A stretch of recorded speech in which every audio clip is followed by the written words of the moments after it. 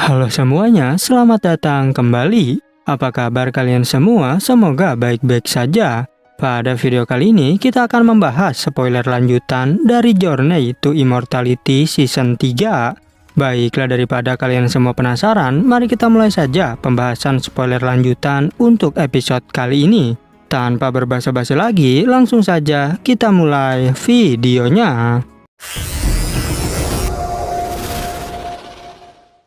Cerita ini berlanjut, kita diperlihatkan pertarungan sengit antara Hanli dan Wen Tianren yang masih terus berlangsung.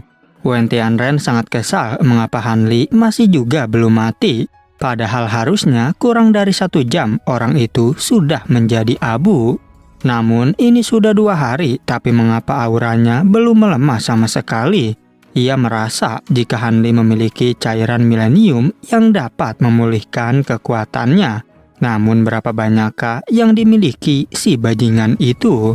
Hanli bergumam, jika aku sudah menggunakan 5 tetes cairan spiritual. Sedangkan Wen Tianren mulai merasa khawatir, karena jika terus begini justru dirikulah yang kehabisan energi. Tapi jika aku melepaskannya, maka sama saja aku menggali kuburanku sendiri. Sehingga Wen Tianren sangat bingung apakah yang harus dilakukan. Wen Tianren segera menyuruh Ziling untuk pergi mencari bala bantuan. Namun Ziling hanya terdiam sambil menunjukkan ekspresi tak peduli. Bahkan Wen Tianren sangat marah apakah wanita ini berani menentang perintahku. Wen Tianren bertanya, apakah kau mengkhianatiku karena sektemu dipaksa bergabung sejak awal? Dan ia mengingatkan jika aliansi kita menguasai sebagian besar lautan bintang tersebar, sehingga core formasi tahap awal sepertimu tak akan bisa melarikan diri. Ziling merasa khawatir mendengar ancaman dari Wen Tianren. Lalu tanpa diduga datang para anak buahnya yang merasa khawatir kepada tuan muda. Yang hal itu membuat Wen Tianren merasa senang melihat kehadiran mereka. Ziling berpikir meskipun mereka hanya berada di Foundation Establishment, tapi dia tetap bisa menggunakan mereka dalam situasi ini. Apalagi sekarang para kultivator lainnya juga telah datang ke sini karena mereka tertarik melihat pertempuran Wen Tianren. 2 orang kultivator penasaran mengapa Tuan Muda Wen sampai kelelahan seperti itu. Siapakah orang yang dia lawan sebenarnya? Sementara Wen Tianren menyuruh Ziling untuk menangkap temannya Hanli, yaitu Yuan Yao. Karena dengan begitu, kesalahanmu barusan akan kuampuni. Secara tiba-tiba, kabut Phantom mulai menyebar dari tempat Yuan Yao. Yang hal itu membuat semua orang berlari ketakutan. Bahkan Wen Tianren juga sangat terkejut melihat kemunculan kabut itu. Ziling bertanya-tanya mengapa kabut itu muncul sekarang. Ia pun segera menjauh dari sana. Sedangkan Wen Tianren merasa sangat kesal dan juga langsung melarikan diri. Hanli juga terkejut apakah yang sebenarnya terjadi.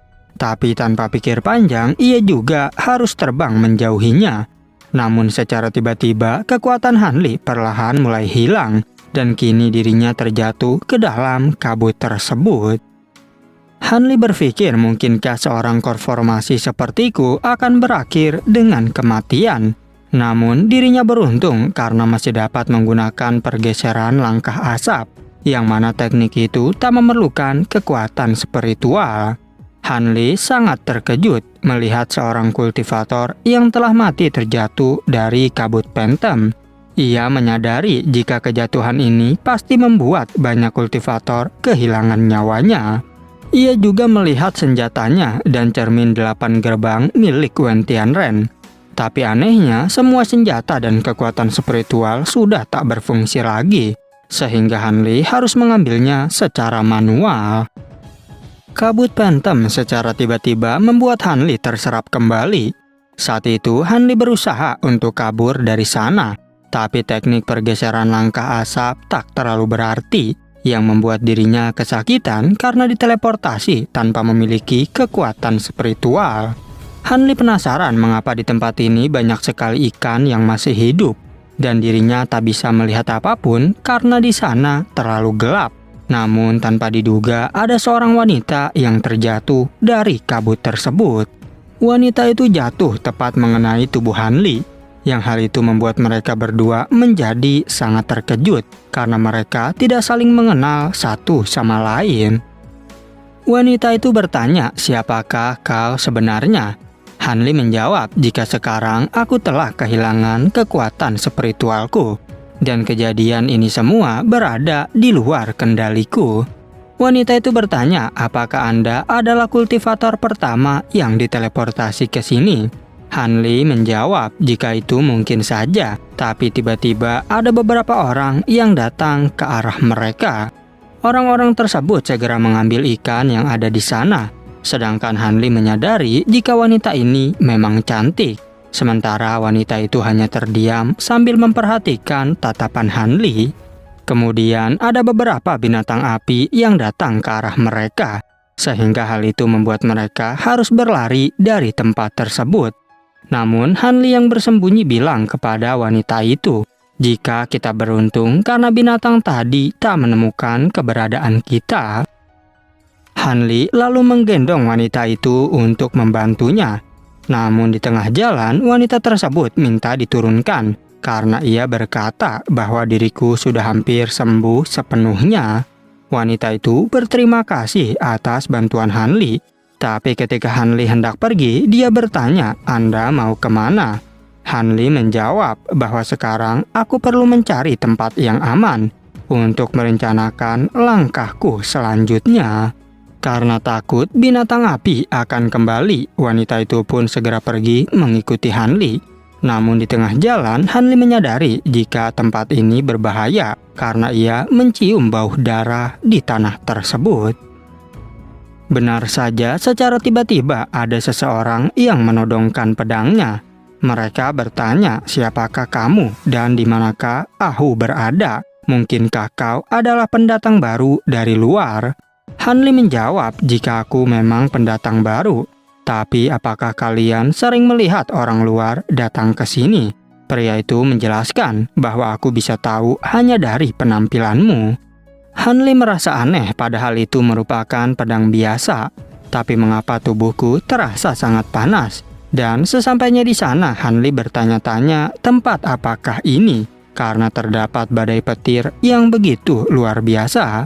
Pria itu bertanya, "Apakah kau melihat teman-teman kami?" Hanli menjawab jika mereka berlari ke tempat lain setelah dikejar binatang api. Pria itu merasa tenang karena harusnya mereka dapat mengatasi masalah ini. Pria itu menyuruh teman-temannya untuk menutupi jalan rahasia. Lalu setelah itu mereka berniat untuk kembali ke desa. Sedangkan wanita tadi bertanya, "Apakah kita harus pergi bersama mereka?" Hanli mengatakan, "Jika kita akan mengikuti mereka sampai ke desa, dan di sana kita harus mencari cara untuk memulihkan kekuatan spiritual." Hanli memperkenalkan dirinya yang merupakan kultivator bebas. Begitu pula wanita tadi yang ternyata bernama Mei Ning. Ia menjelaskan, "Jika aku datang bersama dengan kakakku, tapi kami terpisah setelah terserap ke dalam kabut hantu, sehingga aku tak mengetahui keberadaannya sekarang."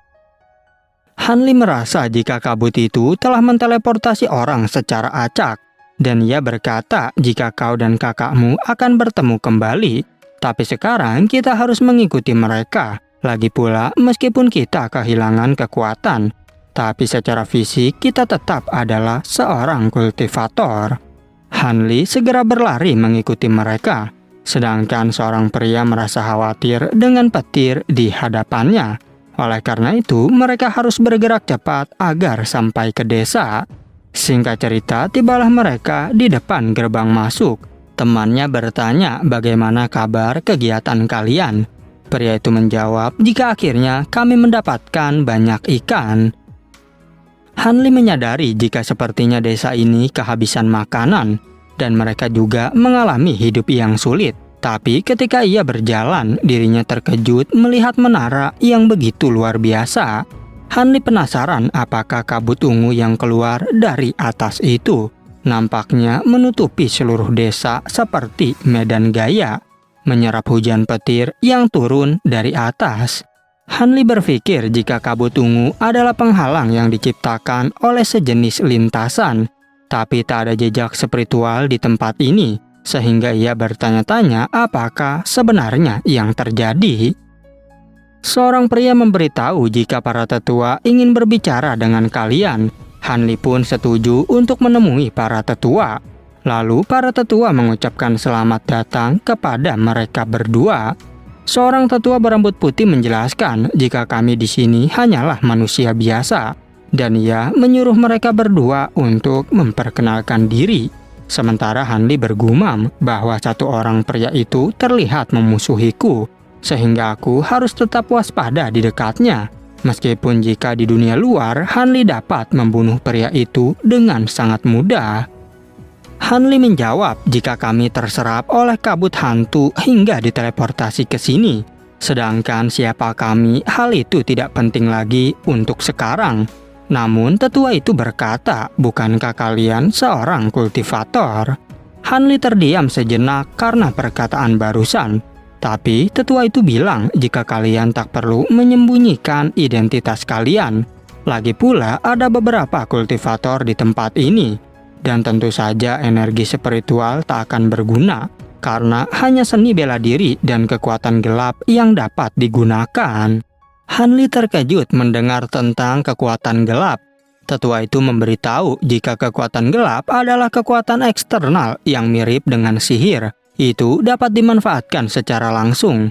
Seorang kultivator bisa menggunakan kristal binatang untuk menciptakan formasi kecil.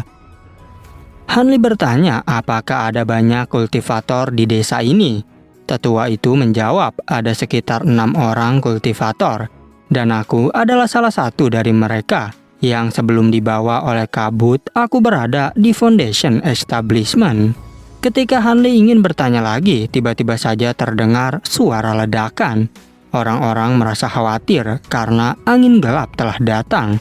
Dan ternyata muncul monster gorila yang mengejutkan mereka. Ketika monster itu hendak menyerang, mereka menjeratnya menggunakan mantra. Hanli menyadari jika kekuatan ini berasal dari mantra pada pilar batu.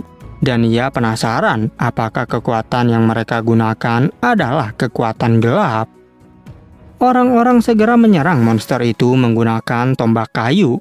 Sedangkan monster tersebut terus-menerus mengaum ke arah mereka. Yang pada akhirnya monster gorila kini berhasil terkena tombak kayu. Tetua Feng juga segera menghajar monster tersebut. 15 menit kemudian seseorang mengabarkan jika monster gorila berhasil dibunuh. Ia juga memberitahu tetua bahwa kami punya kabar baik.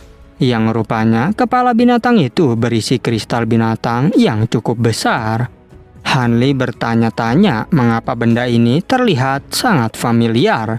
Ia pun baru teringat jika itu berada di sisa boneka di ruang Istana Sutian.